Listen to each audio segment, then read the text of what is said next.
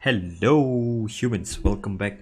So here we are for the definitive setup guide for F1 2021. Now it's April 2022, so it's gonna be about 3-4 months more before the game reaches the end of its life cycle, and we're gonna probably move over to F1 2022. So in lights of that, you do not foresee any changes to the handling and how the car behaves, uh, or the physics even in this game for now. Well, that's just gonna take too much resources, isn't it? So, well, as it is how the game is, the setups are pretty defined, and we pretty much understand what each part of the setup does. So I'm here to help you out with that, to understand what each page in the setup screen does, and then we'll go over each of it. Let's start with the aerodynamics. Now, without going into any demonstration just yet, aerodynamics is basically how much downforce is produced by your car. Front wing, the higher you go, the more downforce is produced by the front of the car. This will increase the grip that you have on the front, which means it will be easier for your front to turn into the corners, so it will be pretty sharp, pretty smooth turning as well. All right, the drawback of having a higher front wing is that it increases the drag in your car. When you have higher drag, that means you will have a lower top speed on the straights. All right, and we're not gonna go which tracks to run high or low wings just yet, but let's just understand what these individual things are. So all right, higher front wing, you get higher drag, you get reduced straight line speed, but you get better cornering on the front. All right, when you go lower on the front wing, it does the exact opposite. All right, it will reduce the amount of downforce produced on the front, which means you are faster on the straight because you have less drag, but at the same time it's going to be harder to stop the car under braking because you have less grip on the front, and turning into corners it's going to be slower as well. All right, so you're going to struggle. You have to like snap the wheel pretty hard, or pretty aggressively to get the car turned in. On the rear, same thing as well. When you go lower on the rear wing, this is going to decrease the amount of downforce produced on the rear. Now for the rear wing, it affects your acceleration as well. So if you have a very low rear wing, you're gonna have minimal downforce. That means on acceleration you will not have that much grip on the rear, and you may have wheel spin, or your car just might spin out under acceleration. If you have higher rear wing, this means your acceleration out of corners is going to be much smoother and easier because you have more downforce produced on the rear of your car. When you have more downforce produced on the rear, you can slam the throttle as fast as you want, and you do not have to worry about spinning out. But that said, as usual, the more front wing and front wing or rear wing that you run, it's going to increase the drag produced by your car, so you're going to be slower in the straight line. When you reduce the rear wing, it's going to reduce the amount of drag produced in the car, and you'll be faster in the straight line. You normally don't run something like 1-1 in Monza, like in this game at least, but in the past games, like in F1 2020, I think F1 2021 at least, you can't run this. 2019, 2018 and before, running 1-1 in Monza was like the way to go, but definitely not in this game because downforce is pretty important as well. You will need some amount of downforce to get it through, even in a high speed track like Monza. So the time trial record, world record, is a 6.4. That's odd and funny because it's time trial anyway, so you can run something weird to gain time in the corners. You're on hot lap mode all the time, so it doesn't matter. Now we're going to be speaking mainly about how to make setups for your races, which is going to be anywhere between 25% all the way to 50% and 100% races. So aerodynamics, we're done. Now let's talk about what transmission does. So transmission, we have two things in the setup menu. At least in real life they have like even more than this. They have on throttle, off throttle, they have like mid corner diff and whatnot, but whatever, put that aside. let's focus on what's here. So on throttle differential pretty much does what it says. When you go on throttle, you hit the accelerator, whether on your pedal or your controller or the keyboard, right? On throttle means when you hit the throttle, the differential bit, that means the speed difference between the left and the right tire, the inner and the outer tire, whichever it is. So if you're taking a right turn, all right, let's just assume you're going through Parabolica here in Italy, right? The last corner, right? Parabolica is a right-hander, so your inner tire is going to be the right rear tire, and then the outer tire is going to be the left rear tire. If you're taking a right-hander, the right side of your tire is going to travel a shorter distance, and then the left side of the tire is going to travel a longer distance. All right, so the inner tire always travels smaller distance, it rotates slower as a result, and then the outer tire will travel a longer distance and it will rotate faster as well because it's going at a higher speed. Now what the on throttle differential does is, the moment you put down the accelerator, you put down the throttle, it will force the inner tire to rotate at the same speed as the outer tire. If you set it to 100%, that means you want the inner tire to spin at the same rate, the 100% speed of the outer tire. So if you set it to say 90%, that means you want the inner tire to rotate at 90% of the speed of the outer tire, right? You get it? So that means let's assume when you take Parabolica, you go on throttle.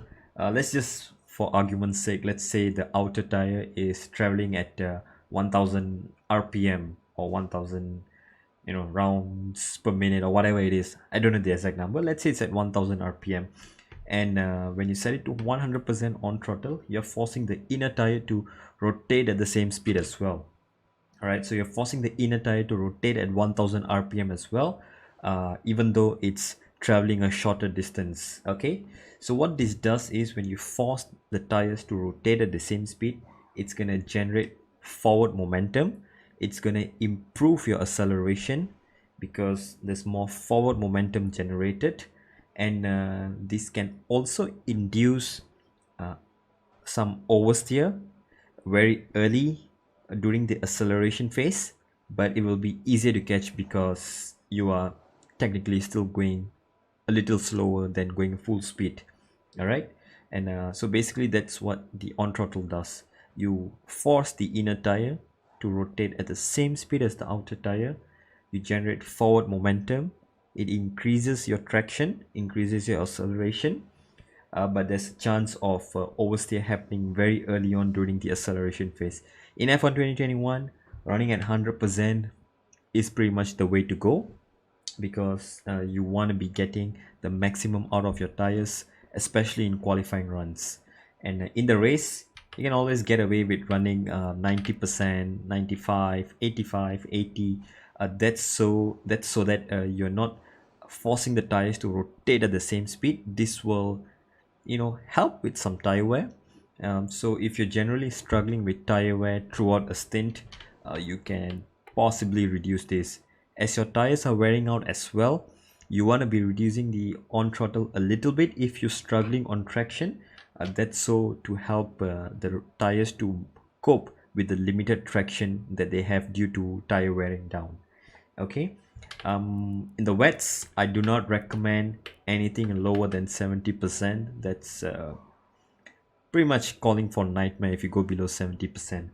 Try to stick within 80 to 90 in the wets. Even 100% usually works in the wets in most cases, right? I like to run it around 80 in the wets, and then 90 plus, 90 to 100 in the dries.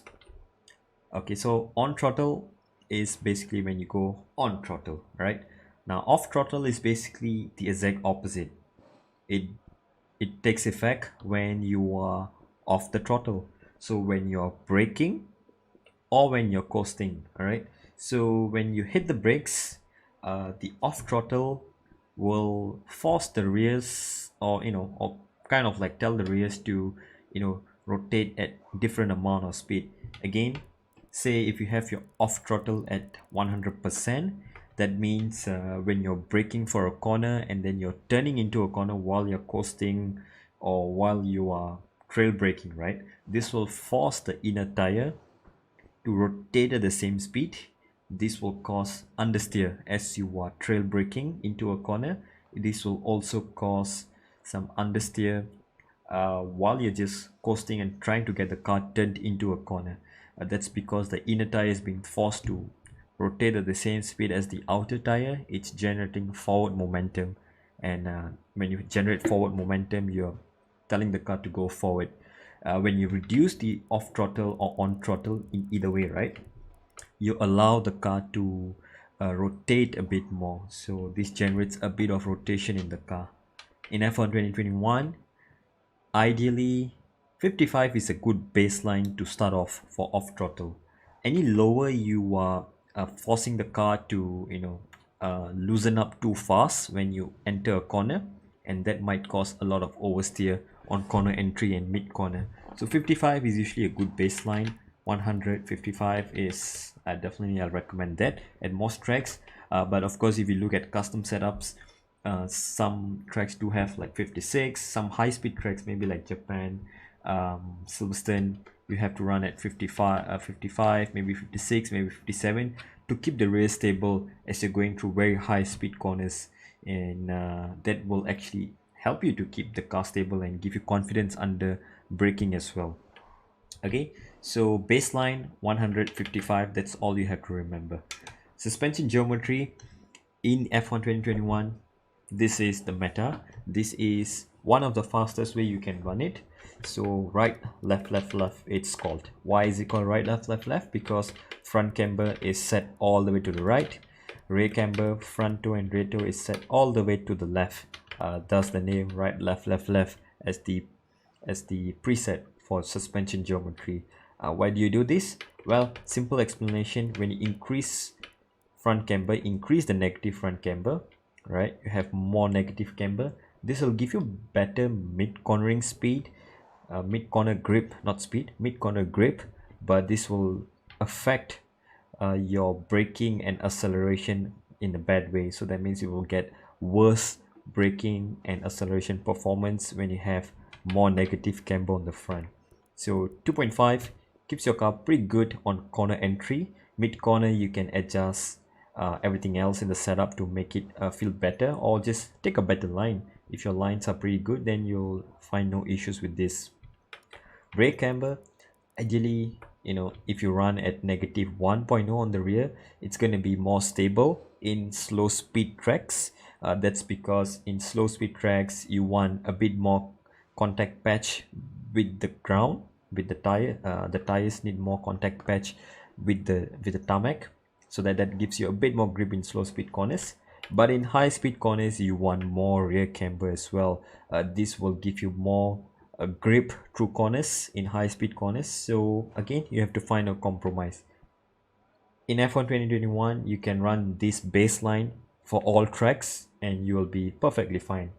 One place that I'd probably suggest you to run minimum rear camber, as in right, right, left, left, is probably a track like Baku, because it's pretty slow. There are a lot of 90-degree corners, slow speed corners, and you will definitely benefit from running -1 on the rear camber, which I can vouch for. All right.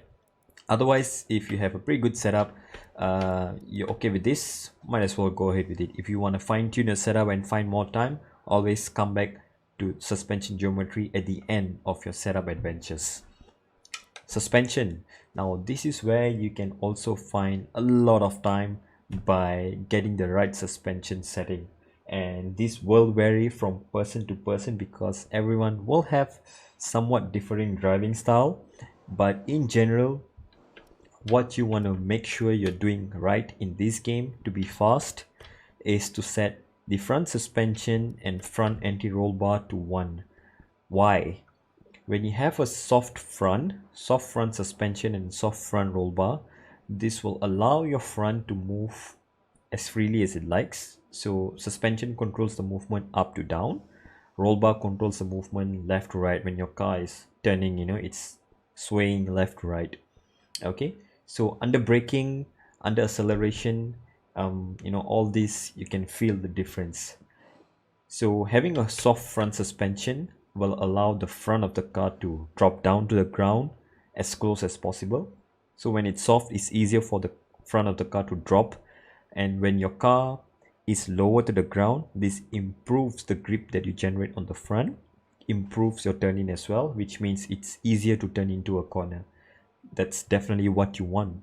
Same thing, when you lower the front roll bar, you allow the car to roll left to right even more when it's soft. So this will help your car to turn into a corner pretty quickly. But you have to counter this with adjustments to the rear suspension and rear anti-roll bar. Now before we move on to that, front suspension and front anti-roll bar, always put it at 1. This will give you the best turn in.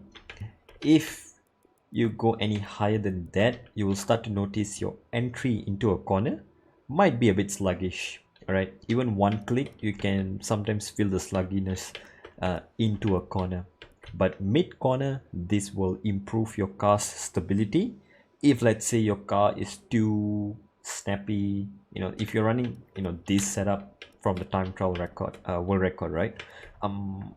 Yeah, you definitely can get away by increasing the front suspension and anti-roll bar by 1 inch so that your car will feel stable in mid corner. But you do not want that. You rather wanna reduce your rear suspension and anti-roll bar so that your car is more stable. Okay, benefit of running lower front suspension, well, apart from improving your turn in, it also reduces the stress on your tires, so better tire wear. And also under braking, it's going to be a bit easier to control the car, from what I feel. That this might be wrong. Okay, but yeah, that should be the two main benefits: better turn in and better tire wear, because you're not stressing the tires as much. Okay, and same thing for roll bars. If you have a softer front roll bar, it's going to improve your turn in and also going to put less stress on the tires, so better tire management and tire wear, less tire temps as well. Rear suspension and rear anti-roll bar, they act in the opposite way to the front. When you go stiffer on the rear, this will generate more rotation on the rear. That means it will be easier to turn your car into a corner, but it generates more oversteer. All right, and then when you go softer on the rears, this will improve your traction coming out of corners, but it will make your entry into a corner a bit sluggish. So this is where you can always fine-tune the setup to make sure the car is behaving the way you want it. I like to run my suspension at 1-1, right? Soft front, soft rear. This improves traction coming out of slow corners, fast corners, and medium speed corners as well. Pretty much any corners, you'll get better traction as well under acceleration, especially if you're trying to accelerate while you're turning in some corners, right? So yes, one added benefit of soft suspension is a better handling over the curbs. So as we know, in F1 2021, riding curbs, it's sometimes kind of a death sentence if you do it, but it is necessary to take some curbs in order to be fast or gain some lap time or get a correct line into certain corners. So having soft suspension will allow you to at least glide over the curbs without having to worry that the car will oversteer, and accelerate to some extent on the curbs as well without worrying that the car will spin out. Front roll bar, you leave it at 1. Rear roll bar is where I like to adjust accordingly. So I like to start at 1.6 as a baseline, and then I'll judge how my car performs on the track, how I feel it is doing. If I feel the rear is rotating too much on entry, the just rear is trying to overstay on corner entry, if I've adjusted everything else, I probably come back here and reduce the rear anti-roll bar by 1. When you go softer on the roll bar, this will increase your traction out of corners as well. If you go higher on the roll bar, this will improve your direction change, high speed direction change, and corner entries as well. So say you're going through maggots and beckets, it's a pretty fast left right left complex. And even in a Ascari chicane here in Italy, right, left, right, left. So if you have a higher roll bar, this will allow your rear to change direction very quickly. Same for the rear suspension. So start off at 1.6, and this will allow you to understand how the car is feeling. If you feel the car is a bit oversteery, you can reduce it one by one. Always try one click at a time. Going too low, this might not benefit your car in either way. If you feel you're striking the right balance just about at 6, maybe you want to go down to 5 or 7, you can try it, or you can adjust probably uh, the rear wing. You can increase the rear wing to make the rear more stable, or if you don't want to disturb your drag levels, you can always adjust this. Cool. Now let's go to ride height. So ride height, they generally affect more on your straight line speed rather than the cornering performance, but they do overlap in one way or another. All right. So let's talk about cornering first. If you want better cornering speed or better response for cornering, lower front ride height and higher rear ride height, this will create maximum rake in the car, like in the Red Bull in the 2021 season. So rake means how much higher the rear is compared to the front, the angle of it, right? So when your front is low to the ground and the rear is lifted away from the ground, that's a pretty high angle there. It's a pretty steep angle, so that's what we call high rake. High rake is beneficial in corners because it will allow your car to be more nimble and agile through the corners, especially through slow speed corners. And under braking, it's easier to get the car turned into a corner at the cost of possibly some oversteer if you have too much rake, and you may also lose downforce if you have too much rake in a way. All right. High rake also causes more drag in the car, so that means when you are going down the straight, we'll test this out later, and how ride height changes affects your straight line speed. So if you have very high rake, this is going to affect your straight line speed. You're going to be slower on the straights. Okay. And generally in F1 2021, 2.7 is a good starting point for your ride height. Okay, but as you may see in some of my setups, if you have a very soft suspension and roll bar setup, you can afford to run slightly lower rear ride height. Never go anything below 5 on the rear, because anything lower than that, you are trying to your rear of your car is going to bottom out. Some tracks you cannot go lower than 6, some tracks you have to run 7. That's just how the car interacts with the track. Now let's say you start off at 1.7, which is the standard, right? So you have quite some amount of rake, but not too high, it's just standard amount. And you start to increase the front ride height, so you're raising the front as well. So the front and rear, they are not as far off from each other as before, so the rake angle decreases. When you have less rake, this increases your straight line speed. All right, so if you have a 1.7 setup, if you want to improve your straight line speed, you can reduce the rake by reducing the rear ride height. So now your rear is sitting lower, which means you're faster in a straight line. Or you can go the other way and you increase your front ride height. So your rear is already sitting where it is, and you start to raise your front ride height. This will make your car a little faster on the straight line. What are the benefits of running higher ride height? Well, you can sort of take some curbs more aggressively because you are higher above the ground, so we will not be spun out by some curbs. But even with low ride height, you can somewhat take these curbs. Running higher front ride height will generate more understeer on the front, which means you can use this as a fine-tuning tool. If you feel your car is too oversteery, you want the front to be less pointy, you can increase the front ride height and your car will be stable. If you want your car to turn in more into corners, reduce the front ride height and your car will just turn in like butter. All right, and I'll start off with 1.7, and we'll come to how to see if your ride height setup affects your straight line speed in a moment.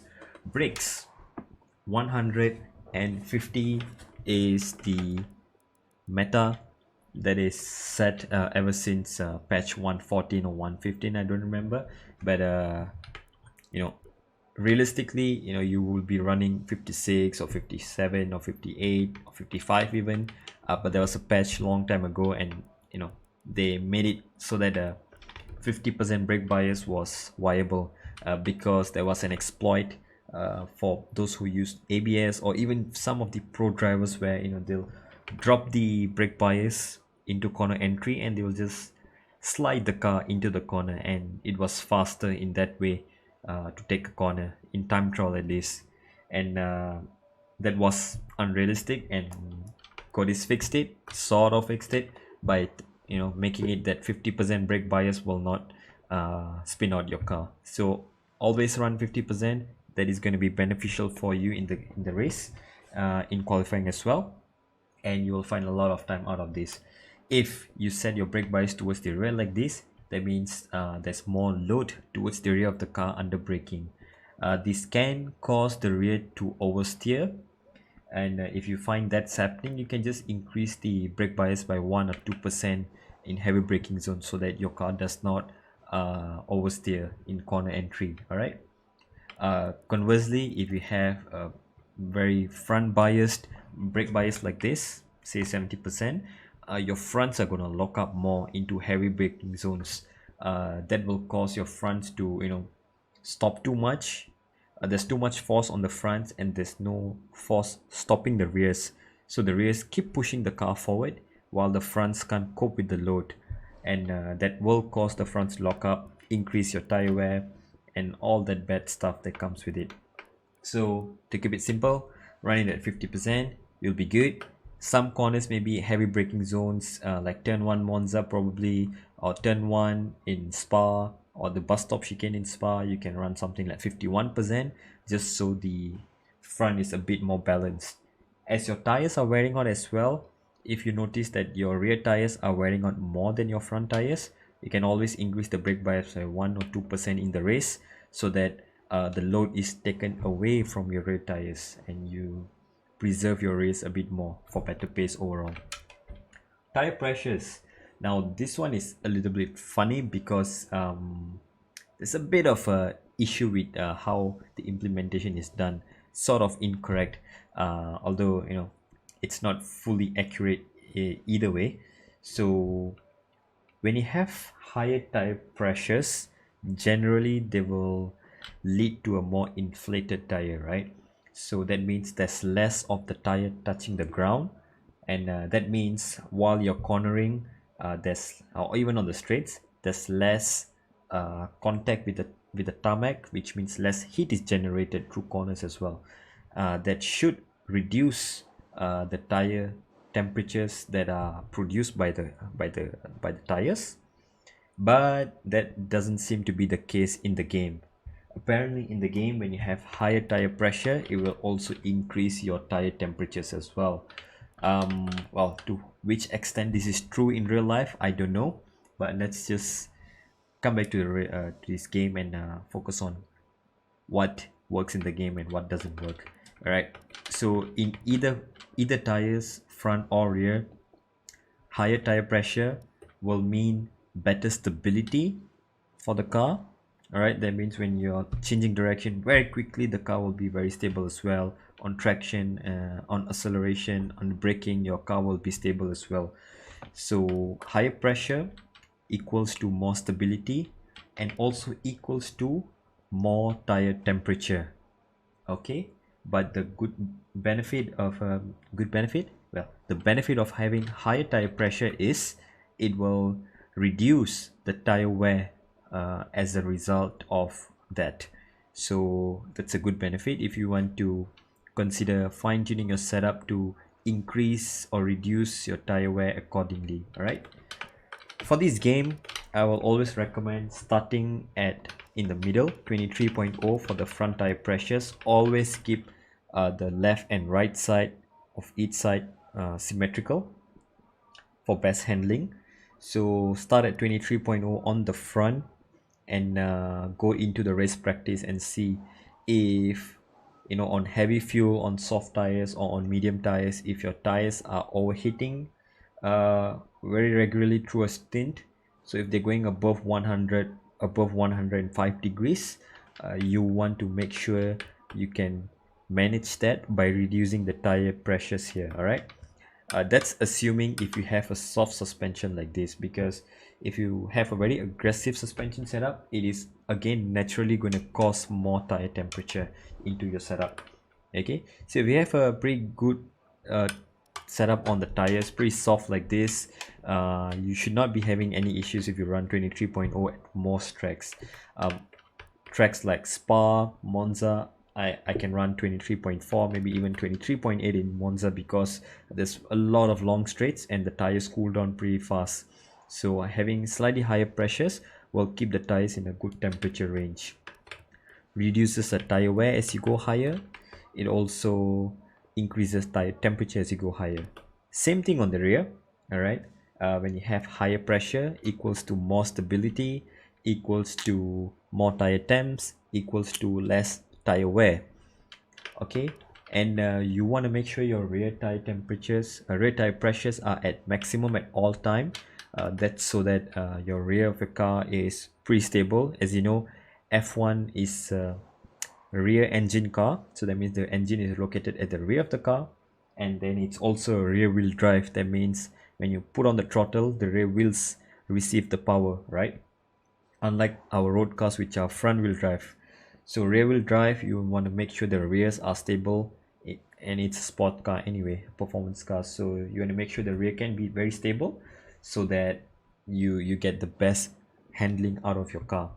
So start off with 23.0 on the front, 23.5 on the rear, and keep it like this all the way.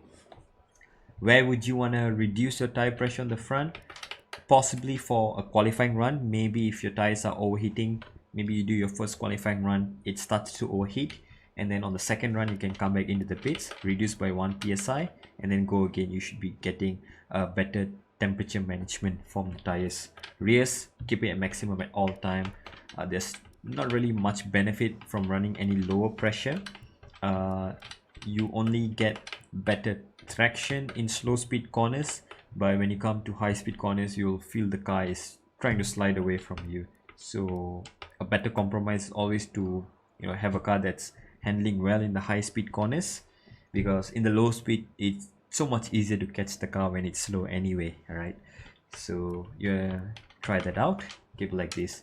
So yep, wing setup, you can always go back into each time trial and test it out. So somewhere like France, I ran 10.7, Japan 11.8, 10.7, something like that works. Spa 7.4. Again, you can check out all the setups that I have and individually look at each track and how they work. And now perhaps let's see how this ride height changes will affect your straight line speed and also the aerodynamics. So let me load the setup that I had from, well, 6 months ago, almost about 6 months ago as of now. So this time was set 6 months ago on a pretty old setup, and yeah, it definitely looks like it can use some adjustments, but we're not going to do that now. I'm just gonna adjust the front wing. Let's say I put it all the way up to 11.11 and see how much time do you lose in a very long straight in Monza. Now do keep in mind that during time trial and qualifying you are running hot lap ERS mode. So if you increase your front wing by 1, you're not really going to notice that much loss in performance on the straight, but you'll gain so much more time in the corners because you're carrying so much speed in qualifying anyway. So running higher wings in qualifying is beneficial, right? But for the race, you can drop it back to your normal level. And now let's see at Monza, because we are in time trial. So 3 4, and then when you drop it all the way down to 11, increase all the way to 11.11, you're going to notice a lot of straight line speed deficit. Ferrari will have to take that because we're in Monza, it's the tradition, and let's see how it does.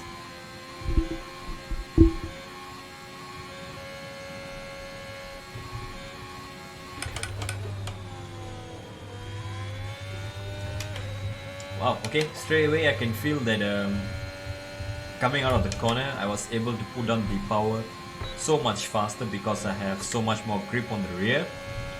But that doesn't matter anymore. By the end of the straight 100-meter board, I'm about 3/10 slower than my personal best. And that's just from one straight on hot lap ERS. Now if you do this in a practice mode or even in a race, you're probably going to be losing about 5 to 6 tenths just on the pit straight alone. And then put cover grande into it, and then the back straight before Scurry chicane, and then the back straight before Parabolica. These 4 long straights, you're gonna be losing about 1.5 to 2 seconds per lap just because you have too much drag in the car. Okay, now let's go back to the garage and run a very low front wing and rear wing setup. You might think, oh, this is Monza, maybe I want to try a 1-1 front and rear wing setup because that's gonna make me bulletproof on the straight. Well, you might be wrong. Let me show you why. Right, straight away, you know, as I head into the corner, let's see, it's a bit harder to turn in, but on acceleration the car is not turning in, and then the rear also, it's feeling a bit light when I go on the throttle. But as you can see, top end speed, as you pick up speed, the car is going faster than my previous best delta. Not by much though, just a bit. We're only getting about 1,000 there. So let's try this again, maybe try to get a cleaner exit this time.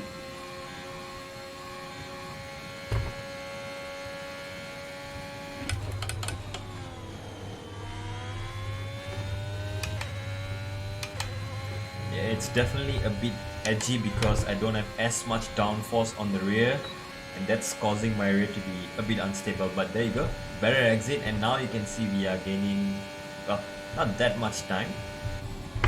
We gained about 200ths on the pit straight only, and well, that doesn't seem much. Maybe if you go into a full race condition, that might be exaggerated to maybe half a tenth at most.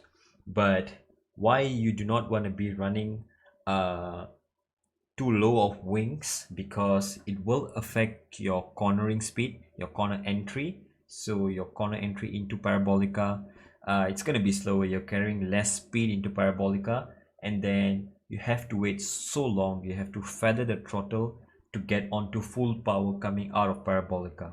Someone who has maybe slightly higher wings than you, they're going to be easily be able to follow you through Parabolica and then put down the power much faster.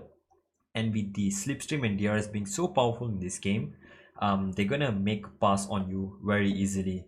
And as you saw just now, right, you know, probably the difference is only from 3-4. If you drop it down to 1-1, the difference is probably only about half a tenth on the pit straight, and DRS is worth at least 3 to 4 tenths on the pit straight. So there's no real point of running a too low of a front and rear wing, because you're going to be losing a lot of time in the corners. And we haven't even gone to sector 2 or sector 3 yet, because that's where you're going to be losing a lot of time. Someone who has slightly higher wings is going to be able to catch up to you in those corners, and you know, once they get within the DRS, it's only about a lap or two and they're going to make the move. All right, that being said, there is benefit of running lower front wings, lower aero in general. Running lower downforce will help you to regenerate more ERS in the race.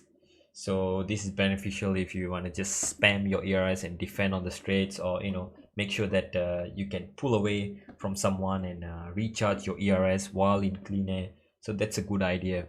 But if you have too much downforce, you may be good in the corners, you can catch up to people, you can overtake them, but you know, if you're stuck in the train, in the DRS train, you're going to find yourself, you know, recharging ERS slightly more than before. But when you struggle to pass, you want to force a move, you're going to be using up your ERS and you'll be left with nothing.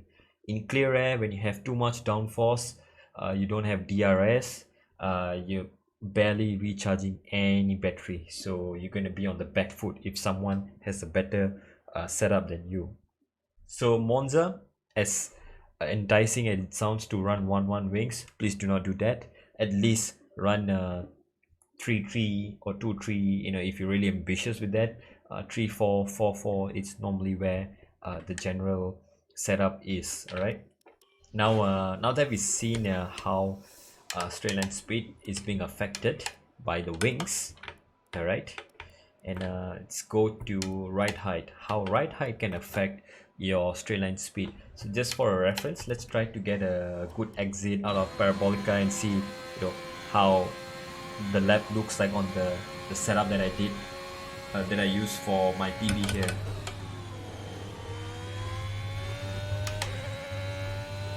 Right, don't mind the invalidation, that doesn't matter. We just want a clean exit here.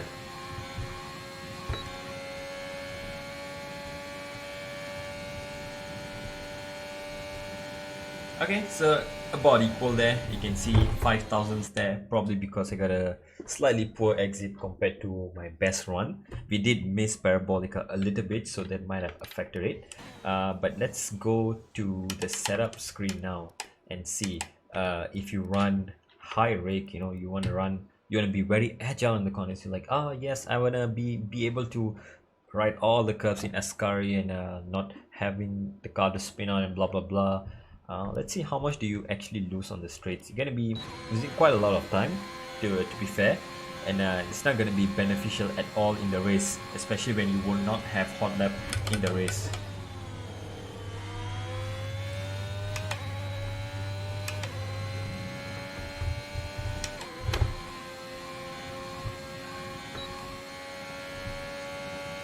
See, already, I mean, we did have kind of a poor exit, but you can see we are almost a tenth down there.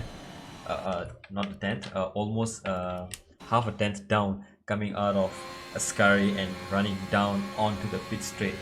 So, you know, again, like I said, because of hot lap mode, you're not noticing the differences, but it will get exaggerated in the race where you're only running with medium ERS mode. See, nothing to hide here, and again, we're just losing time on the straight, just bleeding time there. And just let's, for a reference, right, let's do a time without using DRS, just so we can understand how much more it is affected, right? So the default earlier was a 2.6. Let's do this.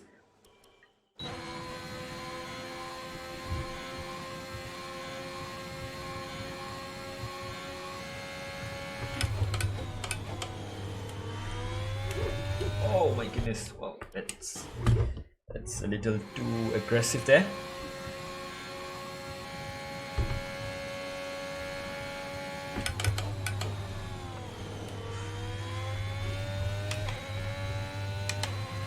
Alright, we're not gonna use DRS on the speed straight and see how much time do we lose. Alright, so without DRS, but we still have hot lap mode engaged, we're losing about almost 2.5 tenths there. Alright, 2.5 tenths over there, and then let's flashback this, and you can see what we're doing.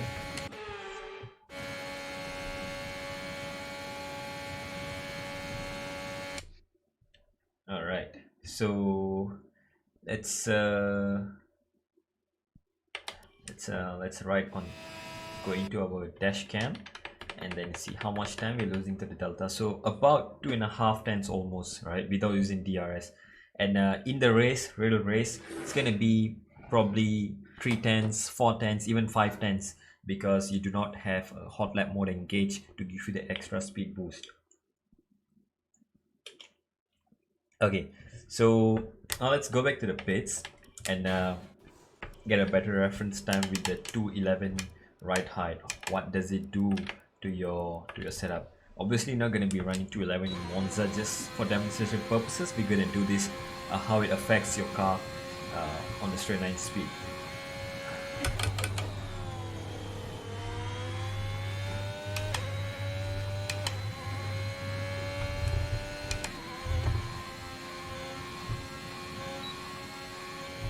Right, no DRS. Let's see how much we're gonna lose down the straight.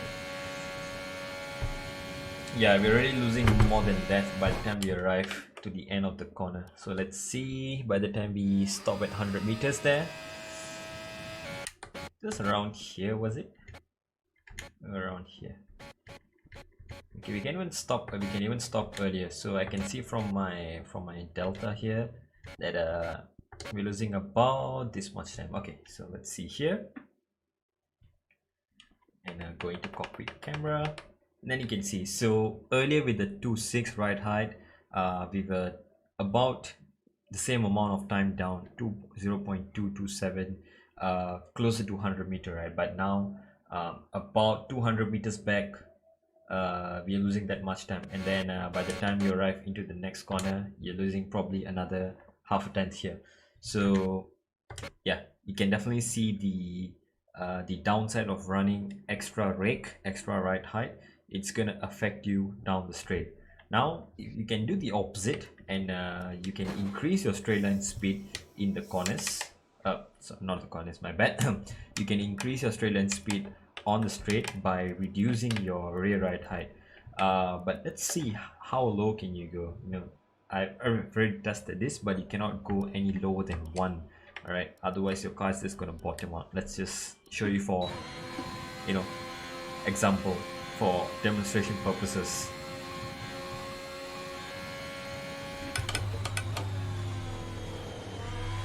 Oh, there you go. The car just snaps immediately on traction. You can still somewhat control the car mid-corner if you have good car control, but on acceleration, there's no way of saving the car. Here I can feel the car is sliding. Here I'm trying to get on power, and you can see it's just trying to snap away. And let's see with DRS how much can we gain actually with lower ride height. Are we gaining anything? A little bit, but not too much. So we had poor exit, so yeah, that's not going to be beneficial anyway. So you want to run at least, as a baseline, you want to run at least 6 or 7 on the ride height. But in some tracks, maybe like Monza I've tested out, you can actually run like 2.5. So let's see, when you run 2.5 compared to 2.6, does it improve the straight line speed in any sense?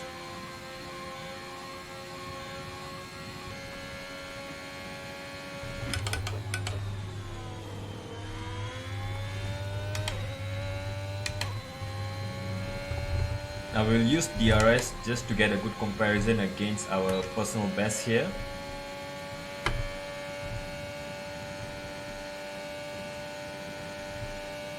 About the same, we didn't really notice much. So let's retry that.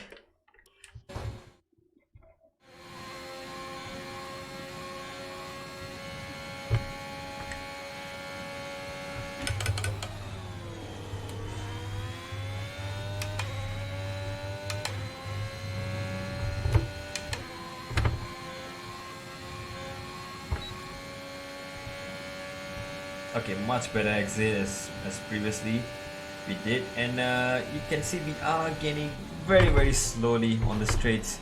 It's very minimal, but definitely has its benefits. When you have lower rear ride height, your car is sticking closer to the ground. This will help you with generating extra downforce, because well, it provides stability in the corners with lower ride height.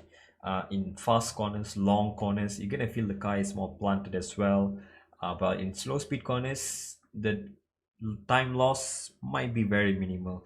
Maybe you will have a bit of understeer when you try to turn into a corner, but you can always counter that by increasing your ride height. So again, 2.6 is pretty good, and let's see if increasing the front ride height. Let's exaggerate this now to 11. This should create a lot of negative rake as we are accelerating. This means it should be much faster on the straight. Let's see, is it beneficial? Immediately I noticed there's a lot of understeer on entry and exit as well. Definitely more on the entry, because I can't get the car turned in well, so it's gonna carry forward to the end. But as you can see, it's gaining on the straights. So when you increase the front ride height, you allow the car to have more negative rake as you're accelerating down the straights. So when you have more negative rake, that means your front of the car is higher than the rear. You get less drag and your car is faster on the straights. But when you increase your front ride height, you're gonna get more understeer through the corner. So is it beneficial to run very high rake like ride height like this? Answer is no, but you can always experiment with that. You wanna try out, you wanna troll your friends, and just wanna create the fastest top speed setup. You wanna create just a drag race or some kind. Sure, go for it. But for a normal rig race setup, this is not gonna work. So what's gonna work? Probably one on the front ride height to give you a maximum turning, and then you can probably put it at 2 in some cases if it's if you're hitting some curbs, you want some ground clearance. 6 or 7 on the rear is a pretty good way to start off as well. Right, so that's pretty much how the setups work in this game. And if you have any questions, definitely ask it in the comment section, and I will take my time to explain every single thing of every single question that you have. Let's summarize it. Front wing and rear wing. When you increase the wing, you get more drag, you're slower on the straights, but it generates more grip. When you have more grip on the front, you're turning easy into the corner. When you have more grip on the rear, you are better under acceleration and braking. All right, when you have higher downforce like this, higher wing setup, you are better under braking. You preserve more of your tires, better tire wear. But when you have lower downforce, you have more tire wear, but you also regenerate more ERS in the race. Okay, transmission, keep it at 100% for on throttle. This will give you the best initial traction out of corners, especially noticeable in slow speed corners. In high speed corners, you can keep it at 90 or 80, that should be good. Okay, but 100 in qualifying is the sweet spot to go. In the race, you can drop it to 90 as your tires are wearing down. Maybe you can drop it to 95, then 90 and 85 and 80. Never go anything lower than 80, I'd say. Off throttle, you can use this to induce oversteer or understeer in the car. If you feel your overall setup is too snappy on the rear is oversteering, under braking, when you're trail braking into a corner or tight corner, you feel you need more stability on the rear. In high speed as well, you can increase the off throttle.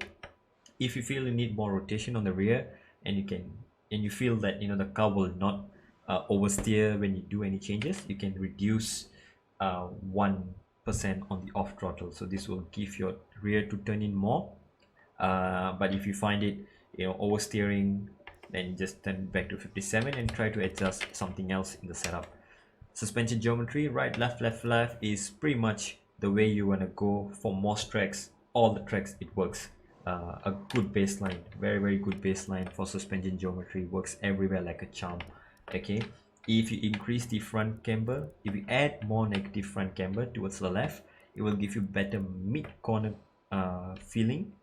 All right, your car will be gripping up more in the mid corner, but on corner entry and corner exit, your car will feel a bit sluggish, worse acceleration and worse braking performance. If you want better grip on the exit, you can reduce the front camber, rear camber all the way to the right. That's going to give you better traction out of corners, but it's going to make your car sluggish in high speed corners. It's beneficial in slow speed corners, but it's sluggish in high speed corners. The opposite is true for high speed. You're going to be better in high speed, but you're going to be sluggier in slow speed corners. All right, so but this is a pretty good baseline anyway to use. Front toe, if you increase this, it's gonna make the initial turning of your car very sharp. You're gonna get a very good response on the car. The car will just turn in very smoothly into the corner, very sharp response, but you will get a lot of mid corner oversteer, mid corner instability, because the car is just going into a corner too fast. The car cannot cope with the change of grip, change of direction that quickly. Okay, again, keep it at 0.05. It's the best for stability. If you're just in time trial, you just want to get a best lap or something, usually 0.05, 0.6, 0.7, 0.8 even is pretty good. but it comes at a cost of oversteer and instability. Rear toe, the higher you go, the more stable your rear becomes, but the more stable it becomes, the less rotation you have. All right, again, I suggest to keep it at 0.2 as it is. This will give you best performance and handling in the car in tandem with all other setup changes. You want to make sure your suspension geometry is like this, and then you adjust other things to make sure your car behavior is as you want. Suspension is where you can do that. Front suspension and front anti-roll bar, keep it at 1 so that your front has the best turn-in possible, and then you adjust your rears accordingly. I like to keep my rear suspension at 1 so that I get better traction as well, and just so my car doesn't snap on me on the curbs if I have to take the curbs. Either way, rear anti-roll bar, I like to start at 6. If I feel the car is oversteery, I reduce it 1 at a time. If I feel the car is understeery, I increase it 1 at a time. I do not like to go anything more than 9. This is the highest I've gone. Any higher than that, then the car will feel a little imbalance in high speed as well. All right, so yep, 1.6 is a good start. Front right height, increase the front right height, you will get more understeer, but at the same time this will increase your straight line speed. Reduce the front right height, you will get better turn in into corners, but you will also lose a bit of straight line speed performance. But comparing the pros and cons, it's better to run as low as possible front right height. 1 or 2 is the best. Right, lower is better for turn-in, higher is better to gain some straight line speed or to balance out the oversteer in the car. Okay, rear right height, again, the lowest you can possibly run in some or most tracks is 5 or 6. The higher you go, the more straight line speed you will lose on the straights, but it will be more agile in the corners. Okay, especially in slow speed corners. But at high speed corners, you might find the car to be too oversteery, or the car will just spin away if you have too much rear right height. Okay, so start at 1.7 or 2.7 maybe. If you have understeer in the car, you can reduce the front right height, your car will turn in better. If you have oversteer in the car, you can increase the front right height to make sure the car is more balanced. All right, otherwise you can reduce probably your anti-roll bar, you can add maybe 1 rear wing to make the car more balanced, or reduce the front wing by 1 to make sure the car is more balanced as well. A lot of things can be done. Brakes 150 always, no question about this. Even in the wets, 100% brake pressure is the way to go. And then brake bias always at 50. Some heavy braking zones you can run 51% in qualifying. Otherwise, if you experience a lot of rear tire wear and you want to preserve your rears as your race is going on, increase the brake bias so that the fronts take more of the load and preserve the rear. All right, tire pressures always run maximum on the rear. Higher tire pressures in general means better stability for the tires when you're driving, better tire wear. It will increase tire temperature as well. Okay, but it will give you better turning response when you have higher pressures. So it's also much better on the curbs, more stable on the curbs when you have to mount it. If you have lower pressures, all right, even 1 click lower, you will get slightly better traction coming out of slower speed corners, but in high speed corners your car will be sluggish and it is prone to oversteer. Okay, lower tire pressure also means more tire wear, but it also means less tire temperatures. All right, so you can adjust this accordingly if you have issues with your tire temperatures in a race. Okay, another tip for braking and tire pressures, let's say you start off like this is your your setup you want to go with, but you're having a trouble with locking up the fronts under braking. Say you're happy with everything else in the setup and you just want a minor adjustment in this.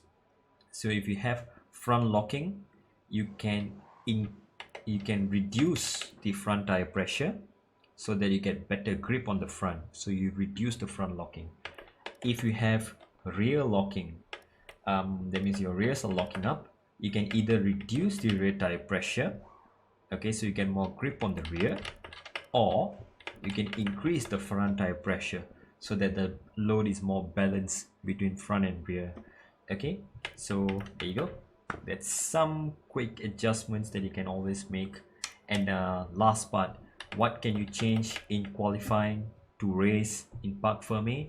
Well, under Parc Ferme, you can only change your front wing in the pits. All right, once you're in the pit lane, you can increase or decrease your front wing for qualifying runs. When you make a pit stop, you can adjust your front wing as well. Fuel load, you can always adjust in qualifying and before the race starts on the grid lineup. Aerodynamics, also you can change the front wing on the grid lineup. You can change in the pit lane before qualifying, and then you can change in the pit lane while you're racing. So when you go into the pits, you can adjust through your MFD. Transmission, you can adjust your on throttle by increments of 5% through your MFD. You can also adjust your on throttle between sessions, all right, like on the grid lineup while you're in the pits. You can adjust your off throttle only while you're in the pits, during grid lineup, during qualifying, so between session breaks. All right, while you're driving, you cannot adjust your off throttle. Suspension geometry is locked in Parc Ferme. Suspension is also locked in Parc Ferme. Brake pressure is locked in Parc Ferme, but brake bias can be adjusted at any time while you're driving through your MFD, in the pits, in grid lineup as well. Tire pressures are not locked throughout the session, kind of. You can change it between sessions, let's say from one qualifying run to another run in the same session. But once you have locked in the tire pressures before the grid lineup, you cannot change it anymore. So any pauses in between, from practice session to qualifying to race grid lineup, there's pause sessions, you can adjust your tire pressures. After that, once the race starts, you cannot adjust your tire pressures anymore. Okay, so there you go, everything is done. F1 2021, thank you. You have been a good game, and a bad game as well with so many bugs. Let's hope to see some improvements in the next year's game. And thank you folks for watching till the end of this video. Make sure you save this, and you come back to this whenever you need, and refer to the individual sections for whatever things you want to identify, or straight away ask questions in the chat, in the comment section, and I'll be able to help you out much faster. Join the Discord as well, and I'll be able to help you out there. And we will see you later this week for a hot lap in Imola, because real life Imola is coming back. Let's revisit the track and see how we can improve the setup with this latest guide. So take care everyone, stay safe, goodbye.